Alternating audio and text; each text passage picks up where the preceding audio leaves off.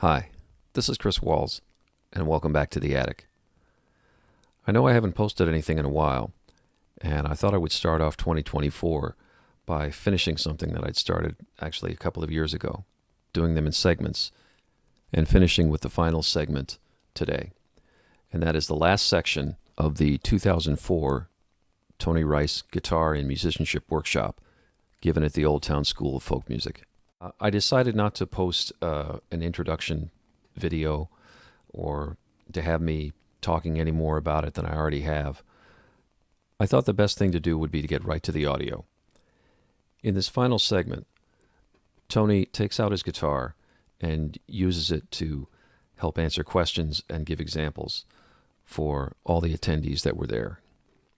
He ends with some words of wisdom. There is thunderous applause, and then one last quick, encouraging statement from Tony himself.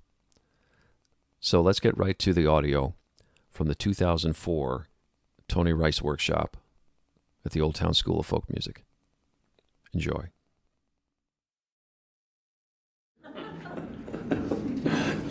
The point you brought up about tone and playing in regards to distance from the saddle and towards the sound hole, and how that affects your clarity and what you have to say on the guitar.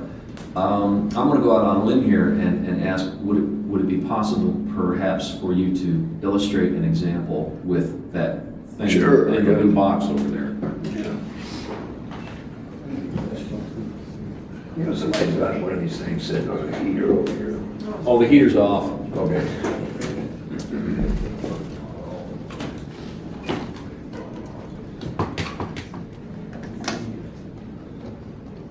Okay, I'm gonna warn you, I don't normally keep a case this jumped up full of. Now it is. Show it to us, we want to talk about it later.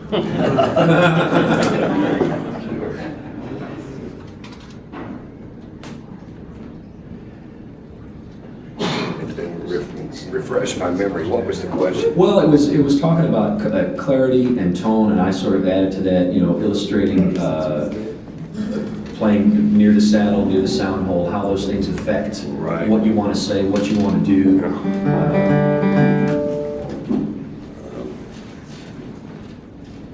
And it was actually sort of jumping off your point of wanting to.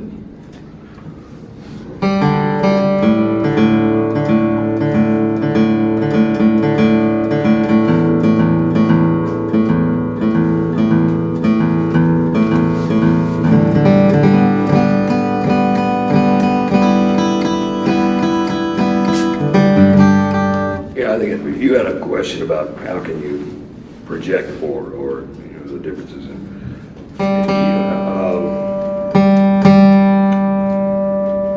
for one thing, you can get clarity by holding a pick and making it sound like that. If clarity is what you want, what you can do, you can get that. But if tone is what you want, there's another approach to it.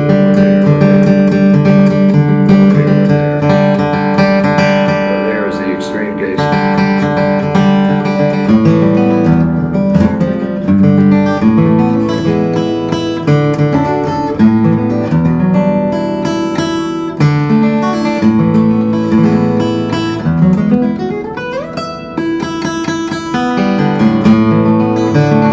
But also you can do it with a simple change of the pick angle. Like if I'm operating a flat pick there that's fairly perpendicular to the string. But when you even without changing position in relationship to the bridge saddle, you can change the tone by putting a little bit of a different angle on that pick. Like, you hear that get real dull, or you sharpen it up again. Now listen for it to get real dull. It's just a simple pick angle change. You wouldn't vary that while you're playing. Oh yeah, you bet I do. It's constantly varying. It depends on the situation, what's going on around me, and what I'm trying to project through. Are you just moving your fingers like this a little bit? Yeah, just a slight rotation of the thumb. We'll change the pick angle on it. See, what would it be called? It would be called either an azimuth or a zenith angle.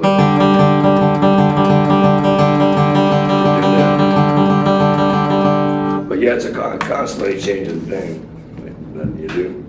I mean, if I'm in situations that are bad enough, particularly with sound reinforcement, I'll deliberately play what would normally be something like that. In order to make it project, I'll do something like. But then the tone is not what I want. But then it at least will project to some degree. We'll cut through some of the discrepancies of sound reinforcement people and bad musicians. Questions at all? Expound a little bit on playing around the melody and give us an example.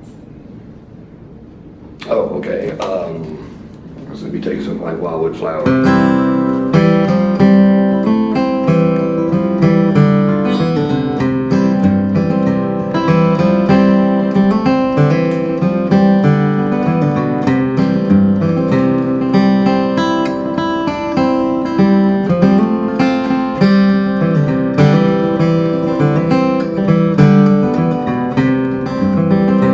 Simple form right there, and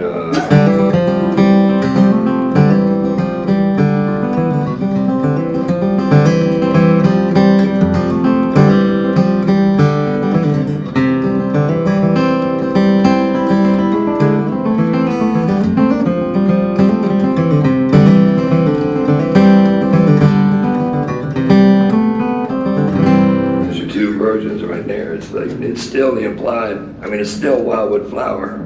Both versions that I just played, you know. The second one is just dressed up. It's designed to fool you. Did it work? When you were doing the bluegrass album band songs, how did you guys have to be careful about staying kind of true to this standard? How did you make it? You sound so fresh, but still maintain its standard, the standard sound of those. Well, you know, part of that concept was the historic value of the music form, because at the time when I started to produce that series, bluegrass music, by and large, was in the toilet. You know, this is like this was in the early '80s, and there were so few traditional bluegrass bands left, and it was almost like people were using drummers and electric bass players, and everybody was plugging in. And all of a sudden it dawned on me that there hadn't been anybody, with a few exceptions, there hadn't anybody that wanted to do an album or albums and really get back to the roots of the original sound, and maybe even improve on it to some degree. You know, Flatt and Scruggs and Monroe, when they cut those records back in the '40s, there was a lot of instruments out of tune and timing problems and, you know, things like that. I wanted to do an album and select guys that, in the process of their own individual evolutions as musicians, you know, they had grown past some of those, you know, bumps in the road that Monroe and the other players had during the early days of bluegrass. And I thought, well, now would be a good time to take a certain group of guys and go in and redo these tunes again. You know, I mean, it wasn't designed to set the world on fire with bluegrass music, but as it turns out, they were successful, you know, as a result of that. And they have discrepancies of their own too, don't they? How do you deal with moving up and down the neck with fluidity and connecting one phrase to the other without it sounding like there's a large jump in notes, like there's a huge interval? Is it the use of the open string, the slide? Yeah, I almost invariably have to do it with an open string in between the two. or two positions. I might have a mental block here as to how to do it.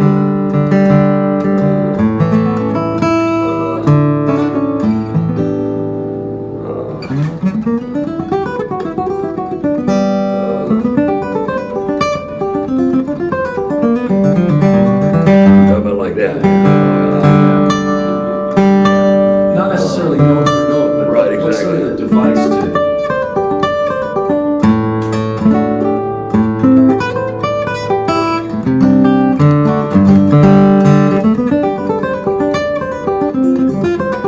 There's your open note. And that note rings long enough to give any idiot plenty of time to get that.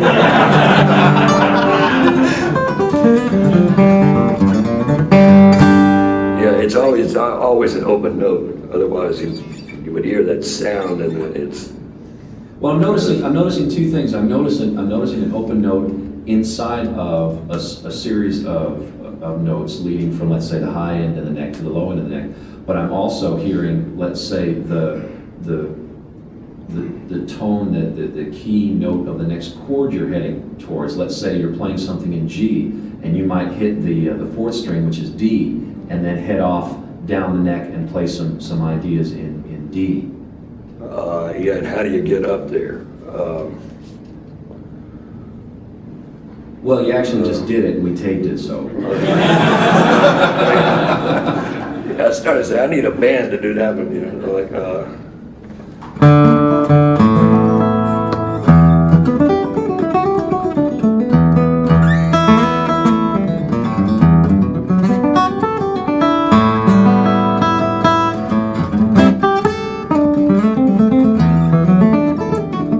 Like that example right yeah, there's like from an A minor 7 to an E minor 7. there. Yeah.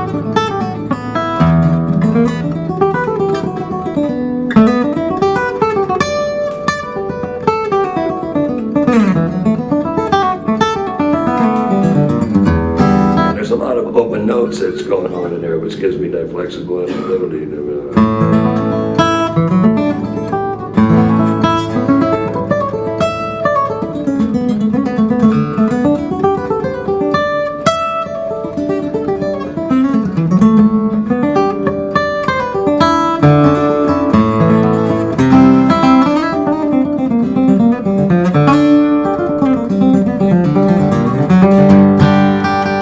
There's all kinds of open notes that allow you to change position, you know, from one extreme to the other. If the situation requires you do that.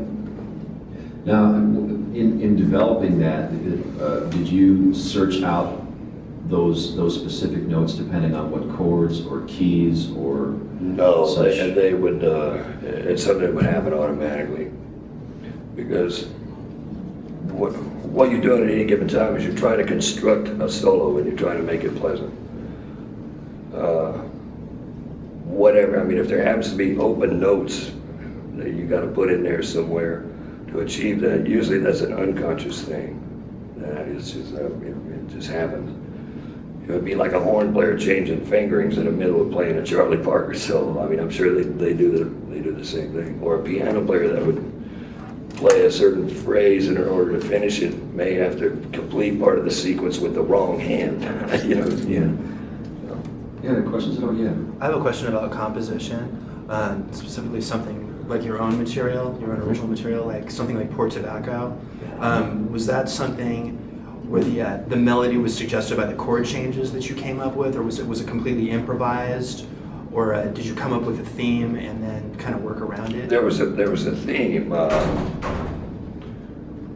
with that, and I have no idea where it came from.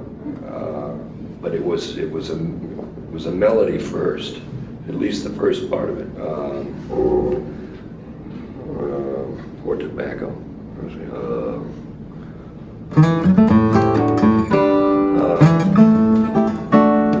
Oh, you're talking about Yeah.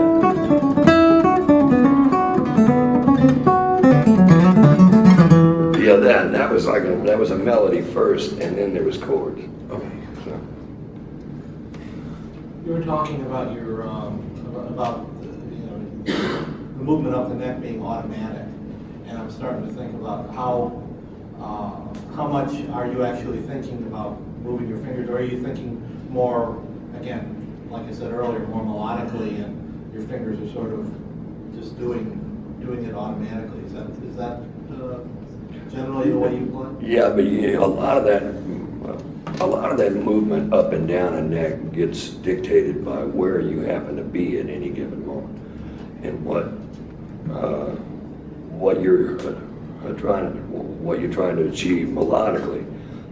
And more often than myself, because I am an improvising artist, I am not by no means a melodic artist. Because I'm an improvising artist, a lot of the structure of moving up and down will dictate, it's dictated by whatever idea happens to come next. And in the middle of improvisation, it's like an abstract painting. It's like, which color are you going to grab next? You don't know that until you've... You don't think an improvising artist is a melodic artist? I don't think so, no. Not at all. No, those are two totally different things. No, a melodic artist is... all musicians are melodic artists in that they would play a tune like Wildwood Flower and they would imply the melody. Okay, that's melodic. But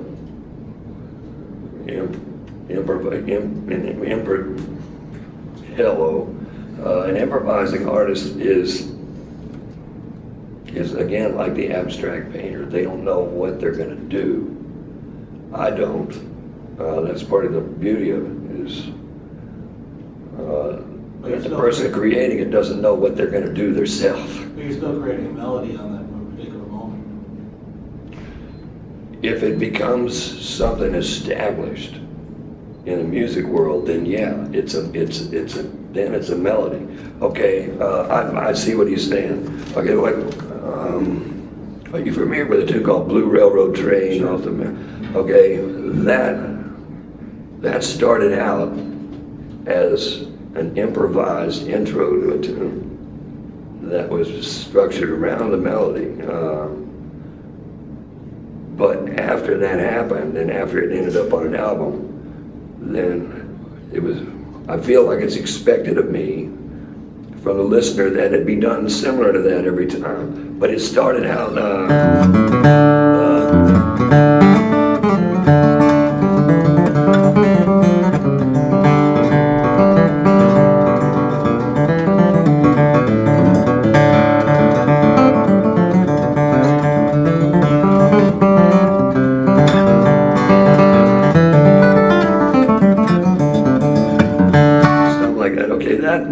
that was improvisation first. That's a good point he made right there. But now it's a melody.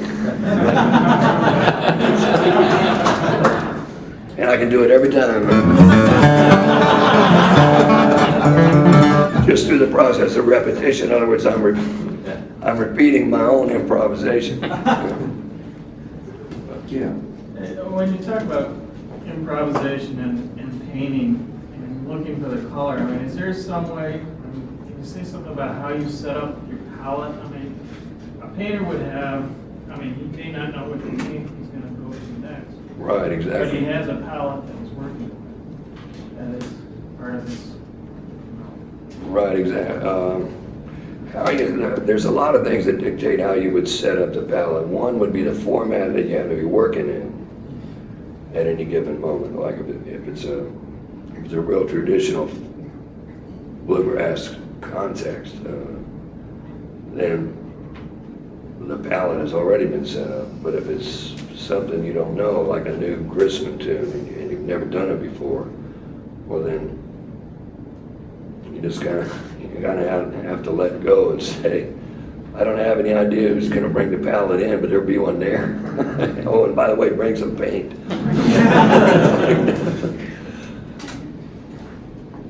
Technique question: when you're playing a lead, do you anchor a finger on the pick guard, or is your hand completely free? You bet I do.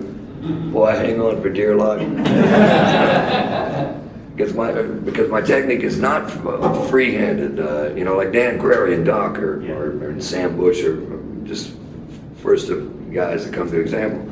that how they do that, how they move a hand up and down without anything being anchored, and they are able to move this pick from one string over to another one and that one, and doing this freehand is beyond me. I mean, I can't. I gotta hang on to something as a guide to be able to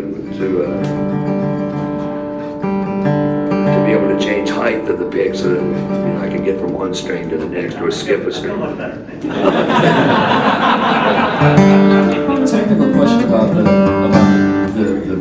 pick and specifically the thickness and the size. How has that changed over the years for you? Or has it remained the same? It's gotten a little thinner, but not radically so. I mean, I'm at the borderline now, that happy medium between how thin I can, how flexible of a pick I can use and still retain my tonal identity. And thank God the Hawksbill turtle is still doing their job. What about drive? Because can you expand a little bit on drive? Because a lot of musicians, I think, really confuse drive with volume and, Right, yeah, and those are two parts different of things. playing. Yeah. Can you expand on drive just a little bit on that? Well, drive is more for, And what I'm thinking is to me, the prime example of really good drive without overplaying is when you and Dan Curry do Cattle and the Cane, and I believe Jammed If I Do. Is that correct? And just the rhythm guitar that begins behind that, that first, as that song first begins, that just, to me, that really is the epitome of drive behind a song without overplaying and playing too hard, too loud, and overshadowing whoever's taking a lead break. right, there's a very well-defined distinction between playing hard and what we perceive as drive, because a piece of music can have drive, even if it's slow, it can still have drive. Drive relates more to the spectacle of and for the listener than it does the musician. Right. I mean, that's my perception of it, is that it does anyway. And drive also doesn't have anything to do with timing. Those are two different things altogether. It's you, because you as the listener, you all know when you're hearing any music form that you like, and if there's that pulse that's pleasant, that you like that, and you got your foot tapping, or whatever, then it's driving at that moment. I mean, if that's what it's doing, that's what it is. It's drive. A drive is certainly not taking an instrument and raping it, Right. gouging it. That doesn't have anything to do with drive. And drive is impulsive also. As a guitar player, I can tell you I may offer a downstroke of drive maybe once every 8 bars. And usually if I do that, it'll be because of somebody else in the ensemble that I'm doing that for, or to, or to help either drag back down from an ensemble that was rushing or lift it back up. But the reason I would do that is to retain that sense of pulse and at the same time allow the music to breathe. Now I know that kind of sounds weird, because you think, okay, if it's got drive, it's got a steady pulse like that right there. But then if you're letting the music breathe, then you've eradicated the necessity for a pulse. So that you got two conflicting things going on here at the same. Do you follow me? Yeah, I think it's like the personality gets honest without the. And it's what makes bands sound different, and gives bands their own individual identities. I'm going to have to do the worst thing in the world. Tony has got about an hour before the show. I would leave it up to you for one final group set of words of advice for aspiring guitar players, and then I'm afraid we're going to have to bring it to a close. I don't know, personally speaking, as you know, there's a world of Doc Watson clones out there. There's a world of Tony Rice clones. There's a world of Earl Scruggs clones. And The unfortunate thing about those clones is no matter how technically proficient they are, and there's some of them out there that are virtual monsters of technical proficiency that could blow me away, or anybody else for that matter. But what that does when they do that is they have became a copy of somebody else and they haven't went beyond that. So the way I look at all this scheme of things is that not only am I a musician, but I'm a spectator. That's what gets me off the most. I don't care about hearing me playing this damn thing near as much as I hear about you playing it. What can you show me? What can you run by my ears that's so good that I love so much that I want to hear it again and I want to hear it again? And how do you create that? Well, I'll tell you what, you ain't going to create it by doing it like I do, because I've already beat you to it. And the thing is, you know, it's like that's what I think this forum is about. Chris and I talked about this a couple of days ago. It's what I would like to see more of out of aspiring musicians or aspiring artists in general, is that give that to me. Give me your heart, give me your soul. You know, show me the uniqueness of yourself. You know, how do you do this? How do you make this chord? What's the tone you have coming out of this right here? You know, and you know how you do that? You do it like working a Rubik's Cube.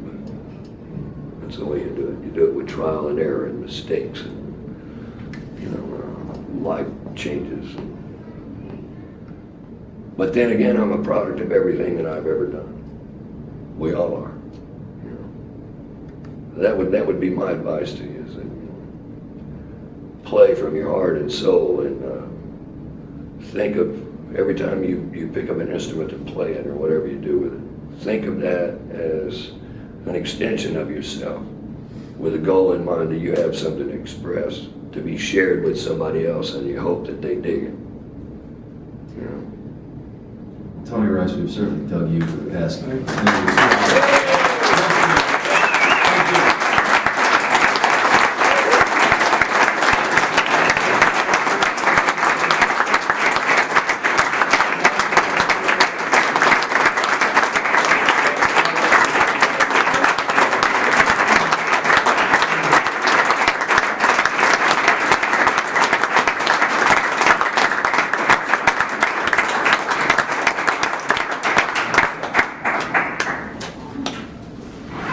Well, I bet everybody can play better now. They still